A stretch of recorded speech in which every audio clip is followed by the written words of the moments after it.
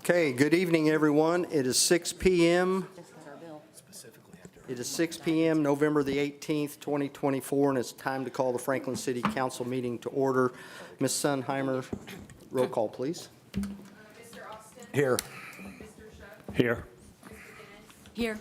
Ms. Nally? Here. Ms. Price? Here. Mr. Klein? Here. And Mr. Taylor? Here. Mary Cupmore. Thank you. Mr. Brian Reese with the pledge, please, and prayer. Yeah. If you're so inclined, I invite you to join me.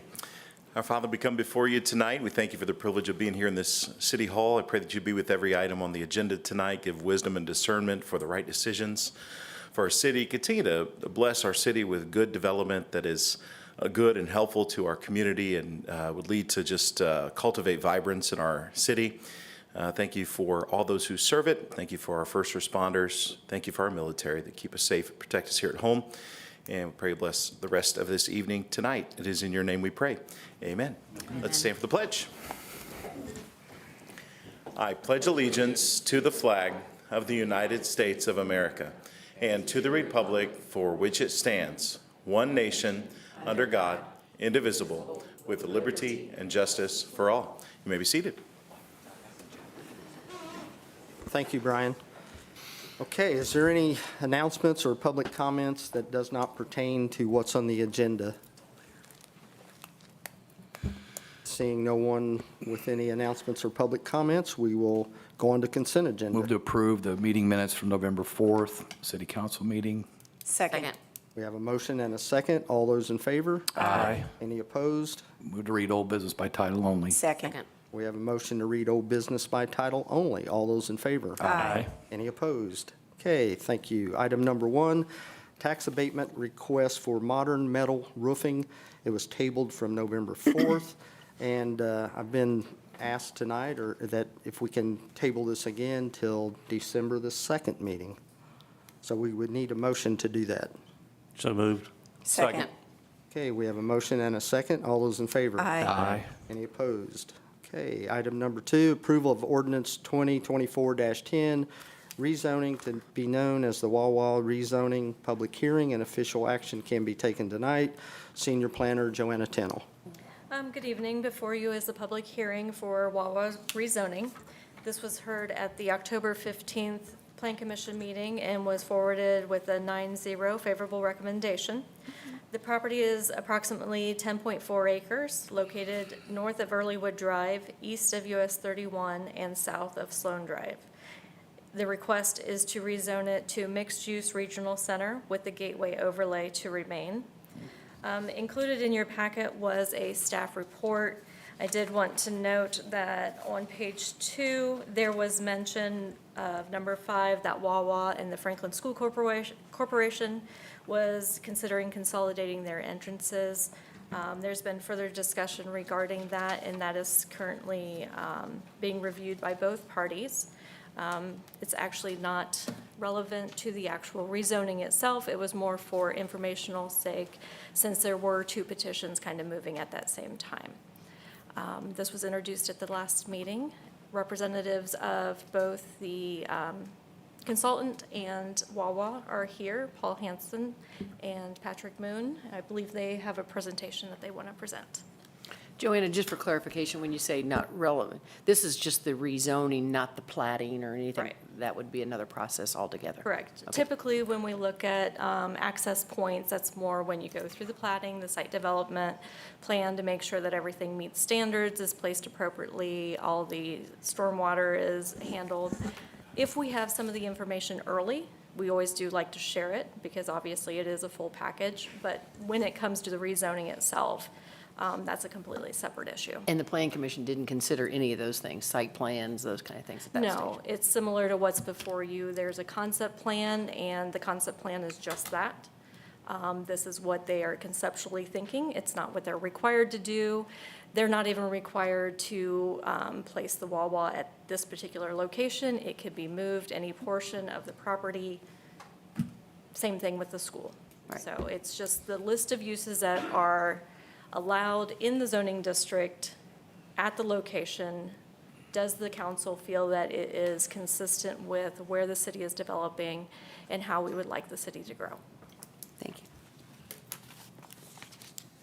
Okay, yes, well, you, presentation, I think you did a great job at the Plan Commission, and I think it would be good for the council to see. Thank you. Hopefully. Paul did the presentation at Planning Commission, but I'll go ahead and fill in anyway. My name is Patrick Moon. I'm with Wawa. I live in 5929 Broadway in Indianapolis.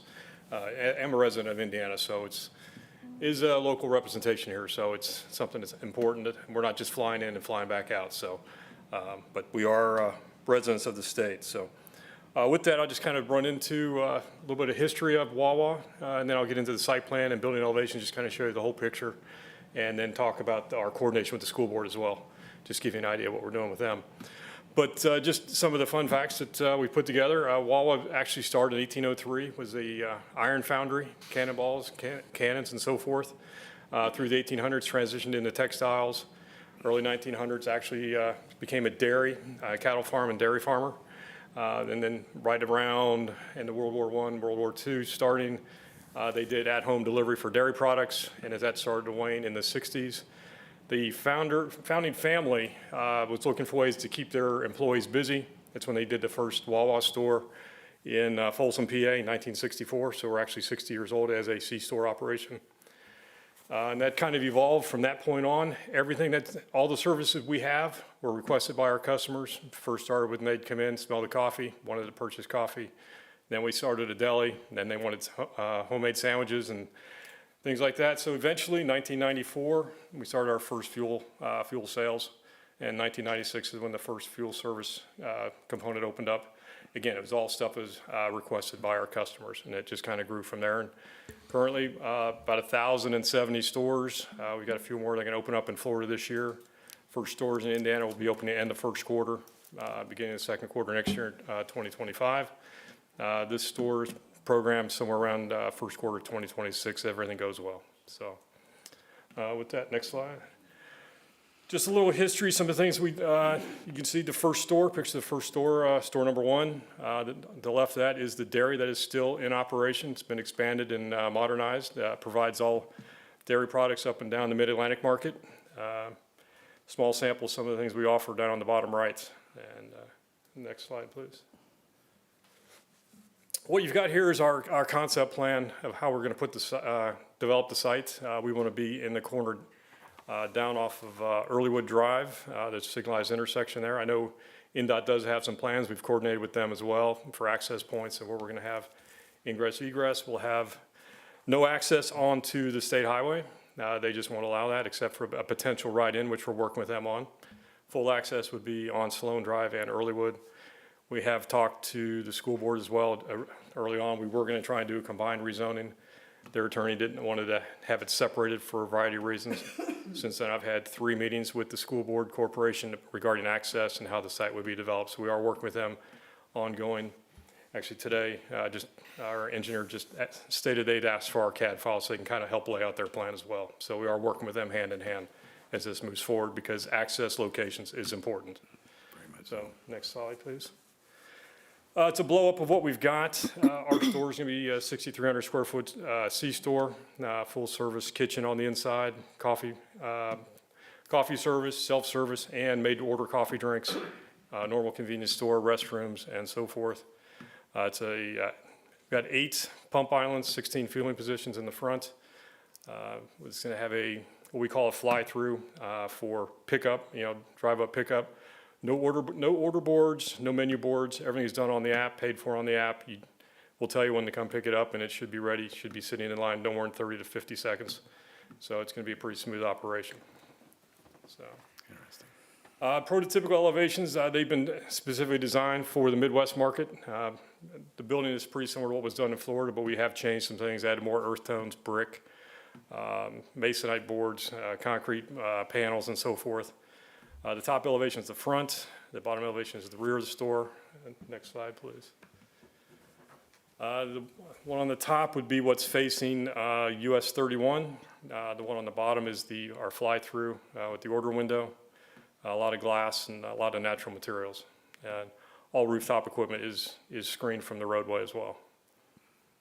Just a perspective view so you get an idea what it's going to look like if you're driving through the parking lot. Our canopy, it's something we've done more of a type of a trademark thing.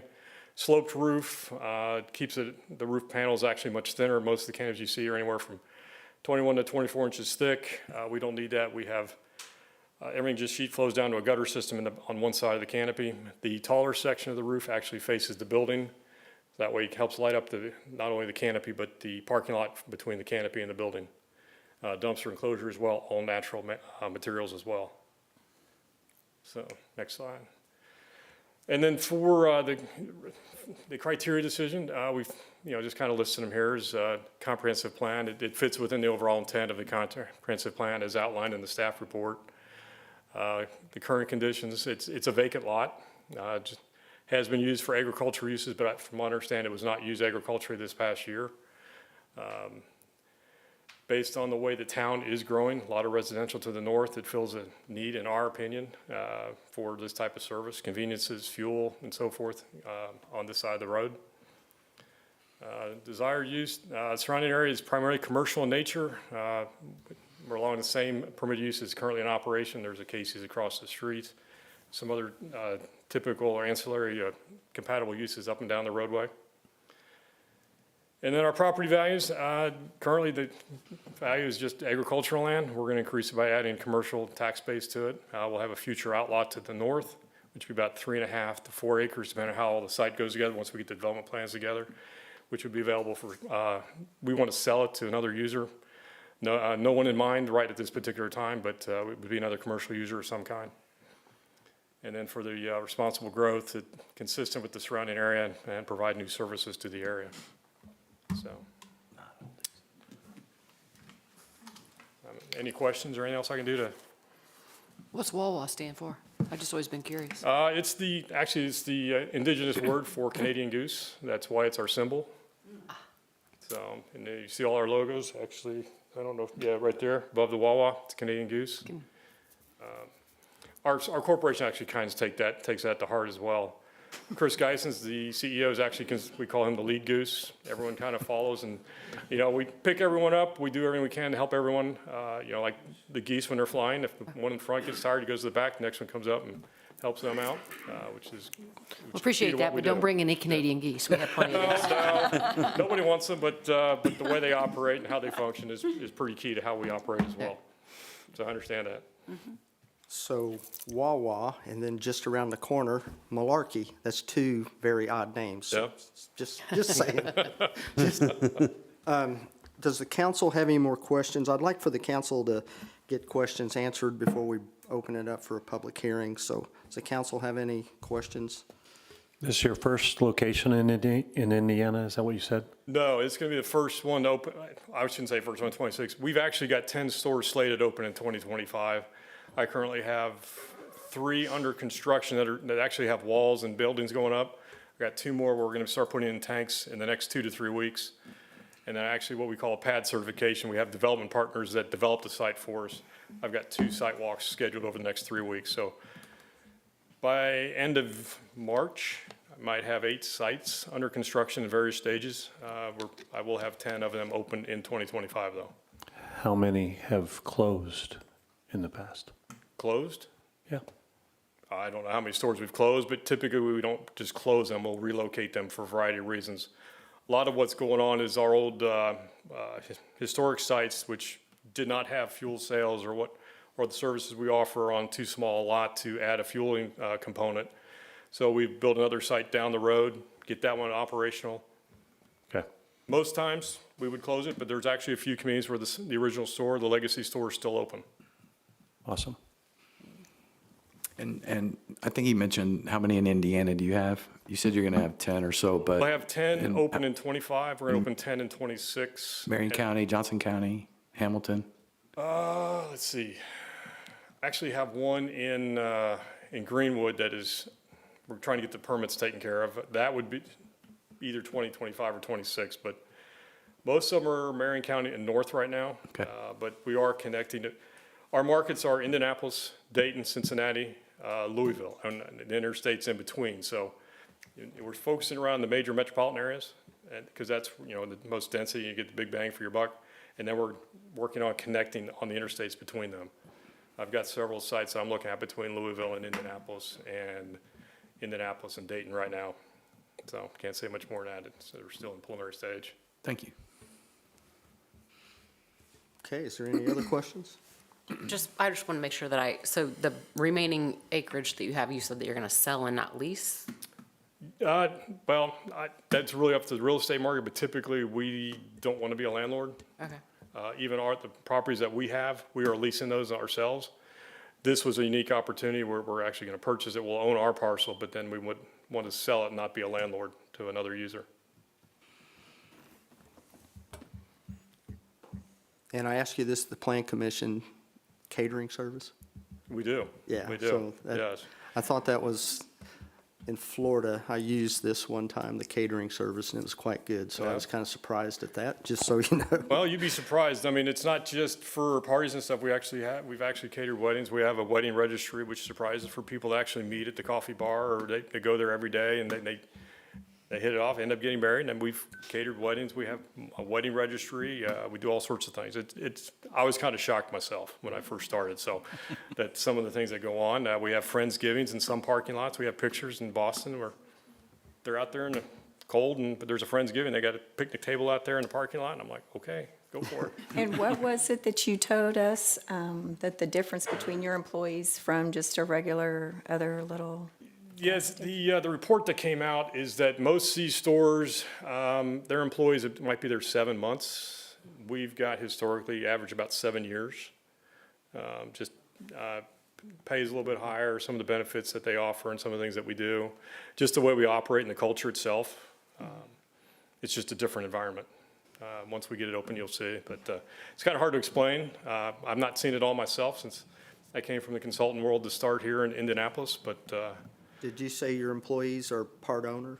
they are. They are I think that's what you Yeah, that's what I was Through an getting at. ESOP, yes. And there's all different gradations, gradations, part-time, full-time, depending on your level, how it all works. That's why But they it's a stay. great benefit. Every one of them. That's one of the reasons people stay, to be honest with you. Plus they get a Christmas goose, right? Not a Canadian goose, but yeah, they'll get something. All right, so at this time, what we're going to do is open it up for public hearing. Does anybody in the public have a question? Sure. Question or comment? Well, good evening, everyone. David Clendenning, Superintendent of the School District. And one of the things that we want to just make sure that we're on the same page. Originally, there was a conversation about shared egress to the property. As you all know, I think you probably see in the paper, we are intending to also come to you in early '26 and ask for rezoning back to institutional for that strip right next to it. But at the present time, we're wanting our own egress and ingress into the facility. Has to do with some of the bonding and some of those things. So I wanted to just make sure that was quite clear. We're looking forward to be a good neighbor with them, but really there's two separate conversations going on about this. And so I know Janelle brought this up in section and line item 5 for you. It's not a joint partnership as we come together in this space. We are separating ourselves from what Wawa wants and what the Earlywood Preschool Center would look like. Okay. Any questions for Dr. Clendenning? Okay, hearing. Where is the entrance going to be, a proposed entrance for your? Yeah, so we're also going to be on Sloan and Earlywood, and one of the things we're working with Janelle and our architects from Schmidt, we are looking at to the eastern boundary lines of where we are in our property. So I know we met with Planning Commission just in conversation earlier, late last week, and we're continuing that conversation, what that looks like. But the plan is, as you know, we're going to do a paid and public preschool center. So on one side will be the developmental preschool, and that's right now, looks like on Sloan Road side. On the Earlywood side will be the paid. So we'll separate bus traffic and mom and dad traffic coming into that area. So it'll be on the east side. Interesting. Okay, Thanks, everybody. thank you. Yeah, so they're both. Anybody else? Is that you, Mr. Young? Roger Young, attorney for Franklin Community School Corporation. First point of trivia. Many years ago, I once spent the night in Wawa. It's a small Canadian town about 50 miles north of Sault Ste. Marie. and it has a big goose on the road. I assume it's still there. But he's absolutely correct about the derivation of the word Wawa. I wanted to give you a little more specifics concerning the ingress-egress issue. We will be issuing bonds to finance the pre-K facility. And as you know, in order to do that, we have to pledge security. The security will be the real estate.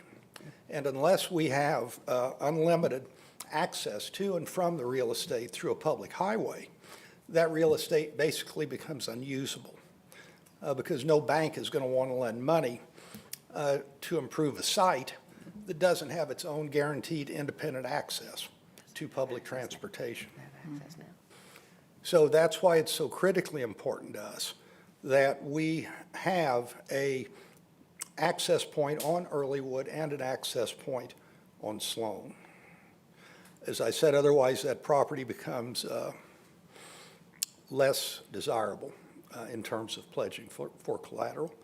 And while I realize tonight you're considering simply the rezoning in a vacuum, as you will, without regard to what may be built there, you still have before you the Wawa proposed site plan, which suggests that ingress and egress to the school piece will be through the shared driveway.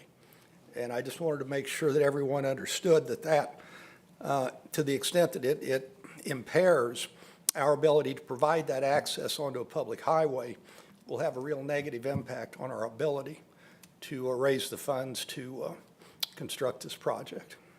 So that's the reason why we cannot cooperate or partner with Wawa on a common entrance off of that interior street in there.